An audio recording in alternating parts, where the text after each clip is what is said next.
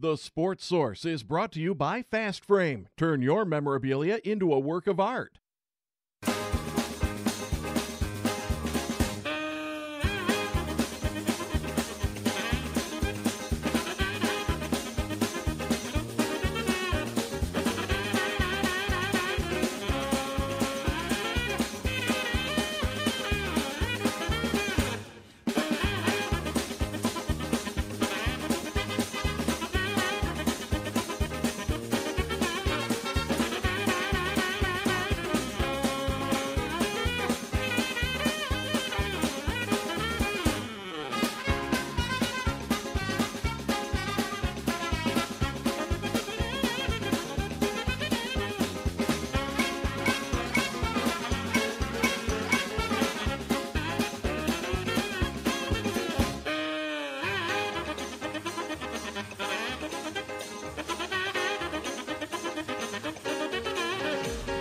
This is the Sports Source, presented by Bill Hotz and Associates, and by Renewal by Andersen, with your host, John Pennington. I don't know how else you could sum up this insane week on Rocky Top. How can you put all this in one bunch? Just knowing that people are now once again saying, okay, now that Fulmer's in there, John Gruden is back on the table. Incredible. Perhaps, though, I should have ended that with a photo of Les Miles. We'll discuss that later in today's show. Of course, this is the Sports Source, presented by Bill Hotz and Associates. Quick mentions for all our sponsors today, because we got a lot to cover. Many thanks to all of them, especially Bill Hotz and Associates, for bringing you a wrap-up show like we have planned for you today. If you've been injured in a car accident, call Bill Hotz and Associates. All right, folks, I want to welcome in the first wave of panelists we have right here. Bob Hodge, Jimmy Hyams, Josh Ward, Chuck Cavaleris down there. It's been a week that only Butch Jones could love. I'm guessing somewhere he's been smiling a lot this week. Crazy week on Rocky Top. Coaching search turns into a change in the AD's chair. Factions, and I think there's enough egg for every face in town. Let's look at. Here's some of the factions that have been involved. John Curry, of course, has taken a lot of heat. Jimmy Haslam taking a ton of heat. Peyton Manning's had some blowback. Beverly Davenport, people are upset with her now. Joe DiPietro, people are wondering what happened there. Secondary boosters have been brought into this. Was there some sort of coup with the Haslams? Local media, we hadn't bathed ourselves in glory. National media, everybody here hates them. Clay Travis, I hate him. But you had the national media attack him and kind of rip him for what he did, handing out phone numbers to people this week. He gave out John Curry's, I think, his regular cell phone number. VFLs have gotten into the mix. Politicians have gotten into the mix. And Philip Fulmer's back in play, but not without several national writers saying they heard he might be a saboteur. So it's been a wild week, gentlemen. Lots of finger pointing back and forth. So much that I don't think you can just say, well, you can put it all on John Curry. Or, well, it's all on the fans. All on Jimmy Haslam. I just think this was a black eye for the whole program this week. Agree, disagree? Well, I think now we know why John Curry didn't want to fire Butch Jones. Yeah, it has been. It's been a black eye on the program and a lot of people in and around it. And look, we've talked about this for a long time. It's not easy to go out and hire a head coach, in particular Tennessee. It was a lot easier for other schools, but it's been more difficult for Tennessee. But yeah, it's a black eye for Tennessee.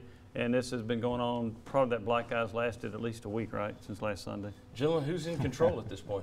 Who's in power now? I mean, we know Philip Fulmer's the athletic director, but does he still have boosters above him? If so, are they the same boosters that were above John Curry? Are Davenport and DiPietro playing more hands-on or more hands-off? More hands-off, you would think, right now. I mean, I think when you hand it off to Philip Fulmer, you're saying, give us an answer here. Make this problem go away. Give us something that we can be happy about and bring everybody together. Find the right person. But, I mean, to me it sounds like it wasn't working out before. Here, Philip, you do it. Go ahead. I'm going to kind of agree with that. I think you put Fulmer there and gave him probably more say-so than Curry had, which is kind of odd since he's been AD now for 48 hours or so. But I really think that they went to Philip Fulmer, agree with Chuck, here, handle this.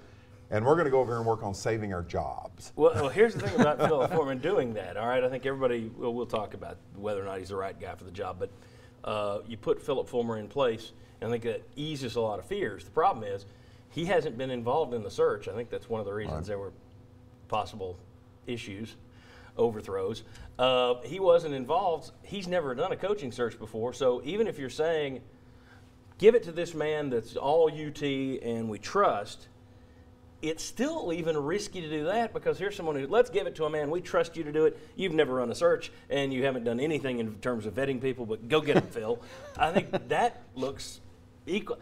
I don't see any happy solutions here. Maybe Fulmer brings in somebody that everybody loves, but I still think the Davenport DiPietro crew are taking a risk in handing it to anybody in that situation like that. But you have the literal shifting of power with John Currie no longer being the athletic director and Philip Fulmer being there, so he's in a different kind of position running the athletic department as opposed to being an advisor to the president. But it's almost like you have some people behind the scenes that maybe traded in their cards and you have a new hand to deal with because new person in place, different kind of relationships that could affect things in a different way moving forward. I think a part of it too is that you entrust Philip Fulmer. He should know more about football than anybody else over there, right? So I think that's one reason you would entrust him more so than John Currie or anybody else. And I think you really needed to get somebody that the fan base could rally around. I mean, that was a huge part of it. You needed somebody that most people can sit there and look at and say, okay, he is now handling it. We like him. We're in good hands. It probably as much a PR move as it was, hey, this guy can go out and hire a great coach. Yeah, I guess all I'm saying is I don't know that really sets him up. It doesn't set anybody up to succeed when you say, now I know you haven't been involved in this. You got or you got however, but get out there and find us somebody. And if you're Philip Fulmer and they're saying, no, we trust you, we back you. Isn't that what they said about John Currie? How far do they trust you and back you? I mean, that's something I would wonder about. Let's talk about winter is here for you Game of Thrones fans. Look, I'm ballparking this. You could put some extra names in here.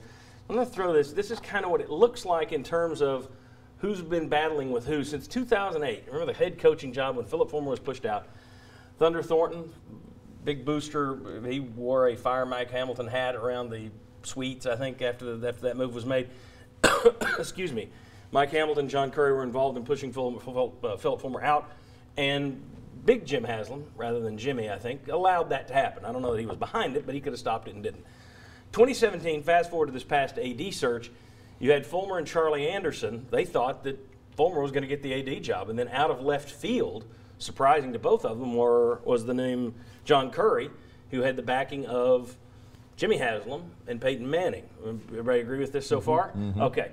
Then you skip ahead into this coaching search a few months, and you're talking about a coaching search that turned into an AD replacement.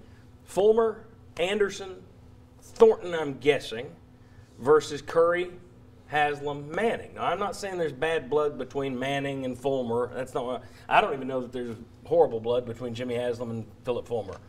I do think there's probably some bad blood among boosters. Looks to me like there were a couple of guys who were involved with Philip Fulmer. He got pushed out. They kind of took a back seat. And now there's a swing back. Jimmy, do you think that you've had a power shift at UT to where the Haslam name is no longer running it, at least at this moment? Yes, I do. And the thing that intrigues me about that and what you just put up there is, as Philip Fulmer goes forward with his search, is he going to involve Peyton Manning? I don't know. He did not. He's not going. I don't think he's going to involve Jimmy Haslam, who has other issues going on. Yes. Right now. On and off the couple field. of things. Yeah. So I would be curious to see if Manning's involved with this at all. But yeah, I do think there's a power shift. Okay. Very good. Probably needs to be. Well, we'll talk about. Well, okay. We'll bring that up a little later. A lot of people want the Haslams out. What happens if they take their money and go? Careful what you wish for. All right. When we come back, we're going to talk about. This all blew up last Sunday. That's when it started. After we'd said on this show, you can't do it because the fan blowback. Well, they tried to do it. And I think there were mistakes made on every level. We'll see what these guys think. We'll also talk about how coaches view what happened last Sunday. Come on back on the Sports Source.